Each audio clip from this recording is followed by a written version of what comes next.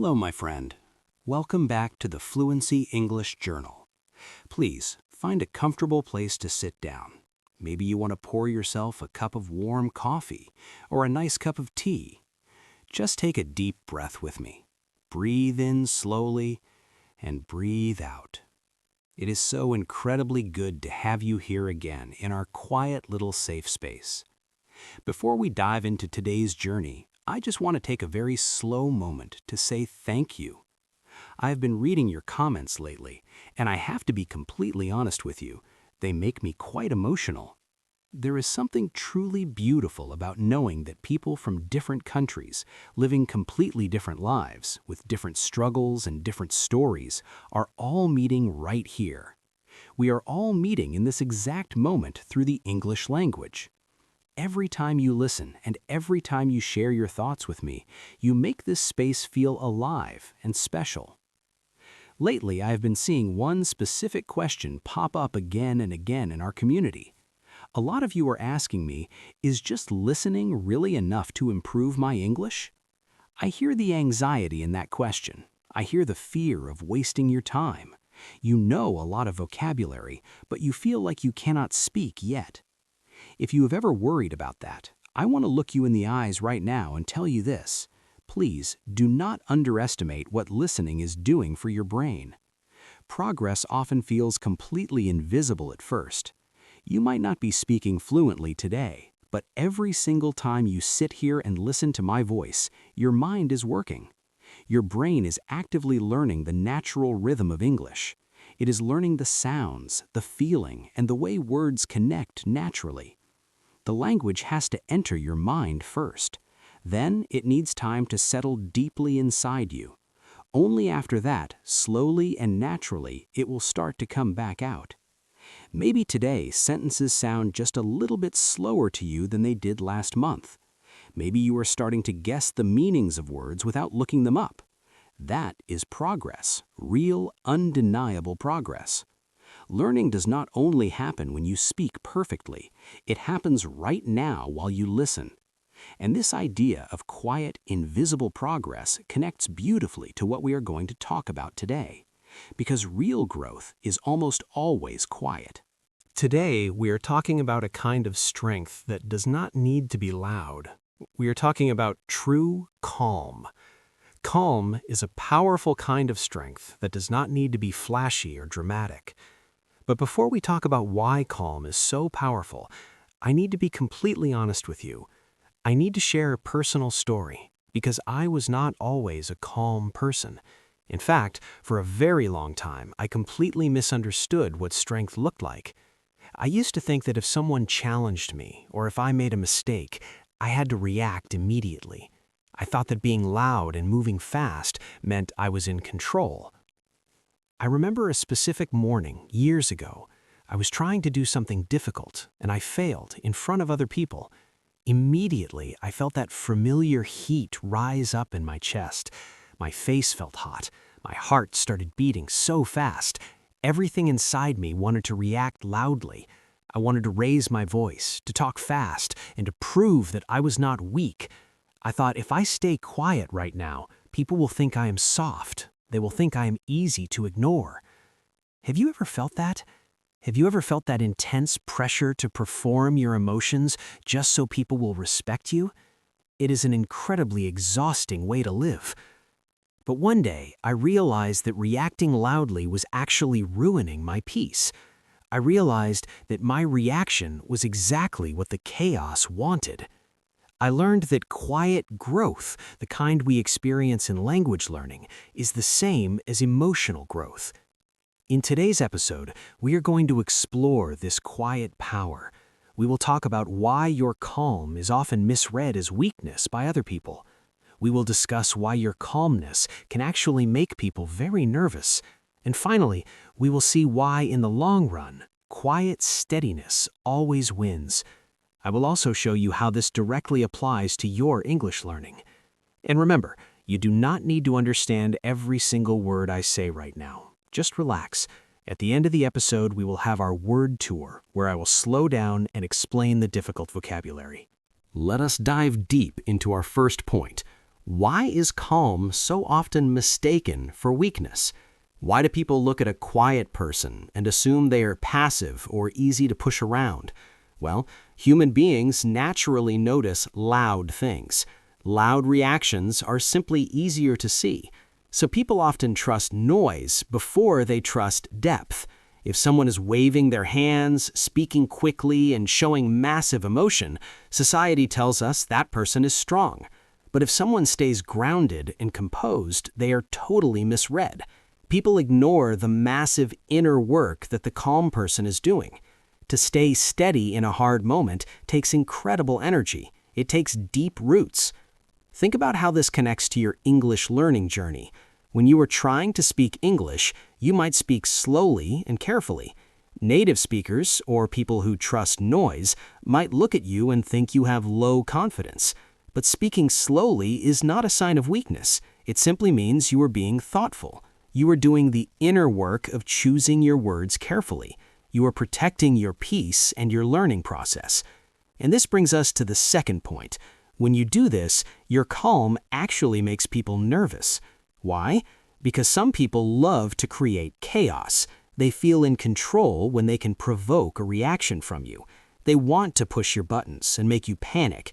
But when you stay calm and you refuse to engage in their drama, they feel completely confused. They feel unsettled because their normal tricks do not work on you anymore. We see this exact same thing when you are practicing English.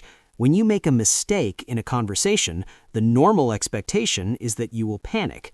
People expect you to apologize 100 times, look embarrassed, and lose your confidence. But imagine what happens when you make a mistake and you just stay calm. You do not panic. You just smile, take a small breath, and keep going. That reaction completely changes the energy of the entire conversation.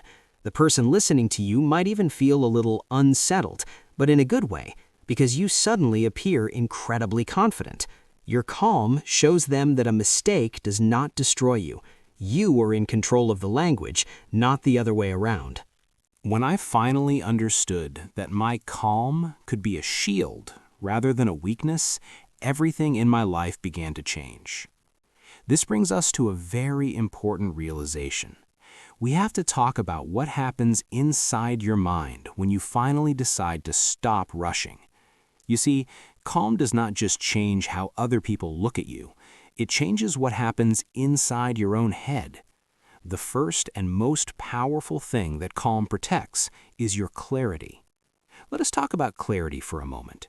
Clarity means being able to see things exactly as they are, without the dark clouds of panic getting in the way. When you are under pressure, your mind becomes incredibly noisy. Pressure makes everything feel urgent. Have you ever felt that? That intense feeling screaming inside you saying, I have to fix this right now. I have to answer right now. I have to make a decision this very second. That is the noise of pressure. And when your mind is noisy, you cannot think clearly. You might speak too fast. You might explain yourself too much to people who do not even deserve an explanation. Or worse, you might make rushed decisions that you will deeply regret the next morning. Calmness gives your mind a little room.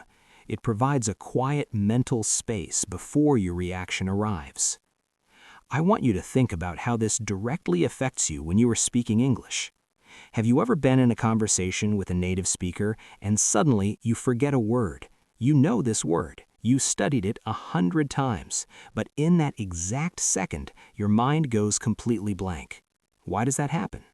It's not because your English suddenly disappeared, it's because the pressure got there first. The panic created so much noise in your brain that it blocked your memory. Your mind froze. But when you practice calmness, you stop that pressure from taking over. When you forget a word and you choose to take a slow breath instead of panicking, you keep your mind available to you. Calmness stops the pressure from blocking your memory. It helps you remember the words you already know. It helps you pause gracefully, and it helps you keep going instead of freezing up. Your clarity is your power, and calm is the only way to protect it. Once your calmness protects your clarity and your thinking, it can protect something else too, something much deeper and much more personal. It protects your dignity. In many difficult moments in life, the real danger is not actually the situation itself. The real danger is who you become inside that situation. There are moments when someone hurts you or a situation frustrates you, and your first instinct is to fight back. But if you lose your temper and scream, you might wake up the next day feeling incredibly small. That is where restraint becomes so beautiful. Restraint means holding yourself back from reacting in a negative way. It means you choose not to let a bad situation turn you into a bad version of yourself. This takes a massive amount of strength. It is so hard to hold yourself back when you feel embarrassed or misunderstood. But if you can do it, you get to keep your dignity. You get to leave a difficult conversation or walk away from a toxic person without losing your own self-respect. A loud, angry reaction might feel really good for exactly 1 minute, but dignity feels so much better when you think about the situation next week. Future you is usually deeply tired of dramatic behavior. Future you just wants peace. Now, look at how this applies to your journey with English. How many times have you made a tiny grammar mistake and immediately started apologizing? "Oh, I am so sorry. My English is so bad. Please forgive me." We have all done it. I have done it too. We over-apologize because we feel embarrassed. We want to shrink ourselves so the other person will not judge us. But over-apologizing for every small language mistake slowly chips away at your dignity. You are learning a whole new language as an adult. That is a brave and difficult thing to do. You do not need to say sorry for trying. Calmness protects your dignity in these moments. It allows you to make a mistake, correct yourself gently, and just keep moving forward. It stops you from shrinking. You realize that you do not have to be absolutely perfect to be worthy of respect. You can be a learner, you can make mistakes, and you can still hold your head up high. You are not perfect, but you are dignified. At this point, we need to make a very clear distinction. We need to understand what real calm is and what it is not, because many people confuse being calm with simply shutting down their emotions. True calmness is not suppression. Suppression is when you feel angry or sad, but you forcefully push those feelings deep down inside you, pretending everything is fine. That is just creating a dangerous emotional storage system inside your body. True calmness is also not being numb. If you are numb, you are emotionally disconnected. You feel nothing at all. That is absence. Real calm, however, is presence. Real calm means you still feel the fear, you still feel the anger, you still feel the nervousness, but you simply do not let that emotion take the steering wheel of your life. You feel it, but you do not let it control your actions. Speaking calmly does not mean you are not nervous. It means you choose to keep going even while your hands are shaking. I want you to imagine a cup of water sitting quietly on a solid wooden table. Suddenly, the ground begins to shake. People around you are running and creating chaos. The room is shaking. But look at the cup. The water inside might vibrate, but because the cup is sitting on a steady surface, the water stays balanced. It does not spill over the edges. That is your goal. You cannot control the shaking room, but you can be the steady cup. But where does this kind of deep, steady calm come from? Let me tell you a secret. Calmness is almost never something you are born with. It is earned. Most of the calmest people you will ever meet used to be incredibly reactive. They gained their calm through past mistakes, through exhaustion, and sometimes through regret. They got so tired of the drama that they finally realized peace is so much more attractive than a loud performance. They became seasoned by life. And as an English learner, you are earning this right now. Confident English speakers were not born confident. They gained their calm by surviving hundreds of awkward conversations. They survived the embarrassment of forgetting words. They became resilient through practice. So if your English journey feels messy right now, do not worry. You are not failing. You are just gathering the experience you need to build your beautiful, quiet strength. So how do we actually do this? How do we take all of this beautiful philosophy about calmness and actually apply it to our messy, everyday lives? Because, let us be honest, talking about being calm is very easy when you are sitting in a quiet room drinking tea, but it is incredibly difficult to stay steady when you are in the middle of a stressful situation, or when you are trying to speak English to a native speaker and your mind suddenly goes completely blank. When a real moment of pressure arrives, your nervous system usually has its own plans. It wants to fight or it wants to run away. To change this, we have to practice something called self-regulation. Self-regulation is simply the ability to manage your emotional reactions in a healthy way instead of letting your emotions completely control you. It does not mean you turn into a cold, emotionless robot. It just means you create a tiny space between what happens to you and how you respond to it. And this practice starts with one very simple, incredibly powerful tool: the pause. The next time someone says something that frustrates you, or the next time you feel that hot panic rising in your chest, I want you to give yourself the gift of a 2-second pause. Do not hand the world your very first emotional reaction. Do not give the chaos your immediate energy. Just stop. In that 2-second pause, take one slow, quiet breath. Notice what is happening inside your physical body. Are your shoulders tight? Is your jaw clenched? Is your heart racing? Just notice it. Ask yourself, what does this specific moment actually need from me? Does it need my anger? Does it need my panic? Or does it need my steadiness? Now, I want you to take this exact practice and apply it to your English speaking. Tomorrow, or the next day, you are going to speak English and you are going to make a mistake. It is absolutely guaranteed because you are human. When that mistake happens and you feel the embarrassment hit you, do not apologize. Do not shrink down. Do not rush to explain how bad your English is. Instead, I want you to use the pause. Stop talking for 1 second.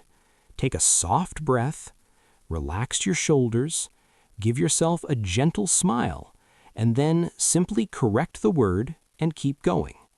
If you can do this, if you can regulate your nervous system in the middle of a mistake, you will change the entire energy of the conversation. The person listening to you will not judge you for the mistake. They will respect you for the incredible composed way you handled it. You will prove to yourself that a mistake is just a bump in the road, not the end of the journey. And now, as we always do as we reach the end of our journey today, let us slow down even more. It is time for our signature vocabulary tour. I want to take a few moments to carefully look at some of the beautiful, strong English words we used in today's episode. These words are incredibly useful when you want to talk about emotions, inner strength, and personal growth. Let us start with our first word, composed. The word is composed. To be composed means to be calm, controlled, and steady, especially in a very difficult or stressful situation. Imagine a lake on a day with no wind. The water is perfectly flat and peaceful. That is what it feels like to be composed. For example, you could say, even when the job interview became very difficult, she stayed completely composed. Or, he looked composed on the outside, even though he was feeling very nervous inside. Being composed is a quiet kind of power. Our second word is provoke. To provoke someone means to push them emotionally. It means to say or do something specifically because you want to get an angry or emotional reaction out of them. It's like poking a sleeping bear with a stick. For example, you might say, "The man kept making rude comments because he was trying to provoke an argument." Or, "Some people try to provoke you because your anger makes them feel powerful." When you are truly calm, you refuse to be provoked by the noise around you. Our third word is restraint. Restraint. This is a very mature word.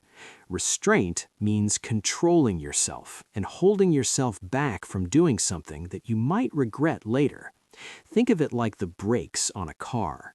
Your anger might be the engine pushing you forward, but your restraint is the brake that keeps you safe. For example, you could say, "It took a massive amount of restraint not to scream at him when he was being so unfair." Or, "His emotional restraint saved the relationship from a terrible argument." Restraint is the protector of your dignity. And our final word for today is resilient. Resilient. I think this is one of the most beautiful words in the English language. If someone is resilient, they are able to recover, adapt, and keep going after a very difficult experience. They do not break permanently, they bend and then they stand back up. For example, you can say, "She has faced many failures in her life, but she is incredibly resilient." For you, as a language learner, you are building this right now. Every time you make an embarrassing mistake in English, but you decide to try again the next day, you are becoming a more resilient speaker. You are proving that difficulty cannot stop you.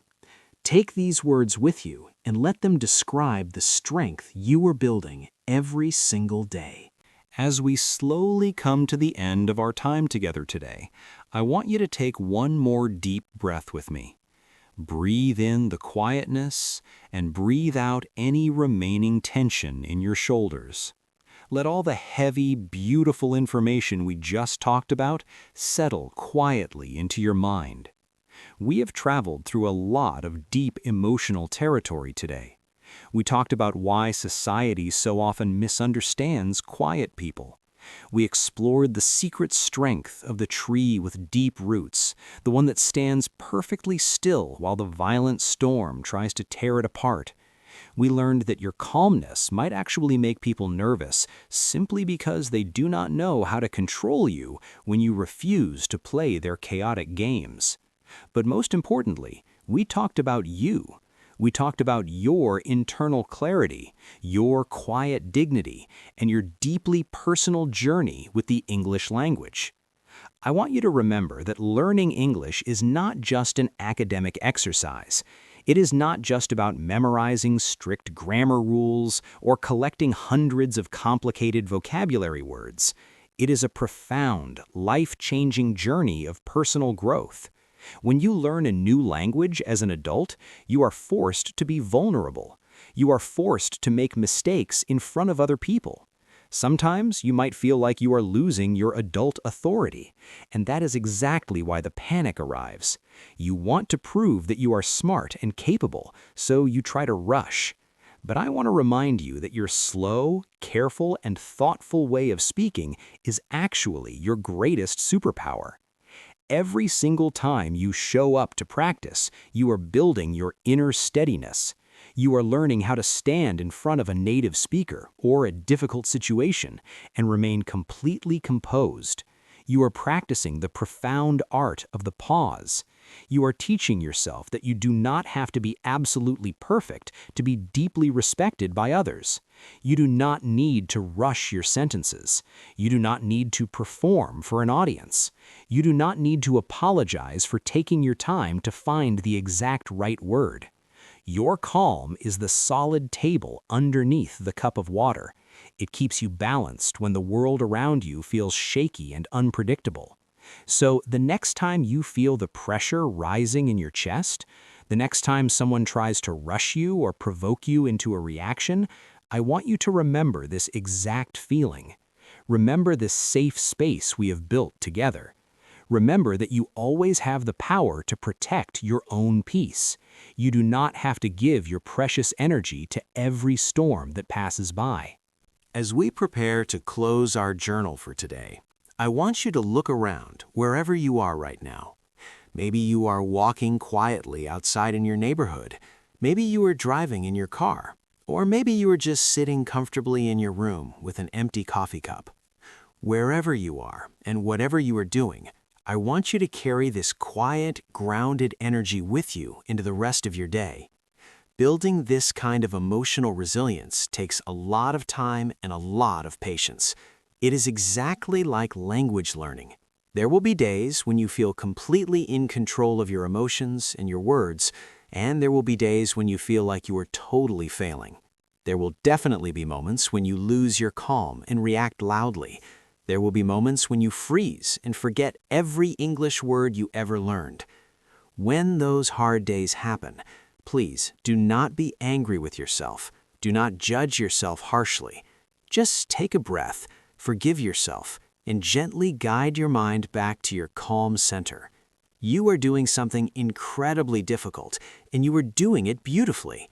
The simple fact that you sat here today and listened to an entire English podcast about psychology and mindset is a massive achievement. You should be so proud of your brain for processing all of these complex ideas in a second language. If this episode helped you feel a little bit lighter today, or if it brought you some peace and made your English journey feel a little less lonely, I would be so honored if you officially joined our community. You can subscribe to the channel, like this video, or leave a gentle comment sharing your thoughts.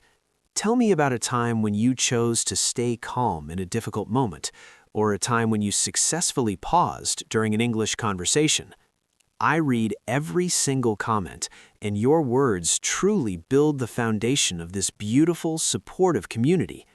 Sharing this episode with a friend who might be struggling with their confidence is also a wonderful way to spread this quiet strength. You never know who might desperately need to hear this exact message today. I want to thank you from the very bottom of my heart for trusting me with your time and for allowing me to be a small part of your learning journey.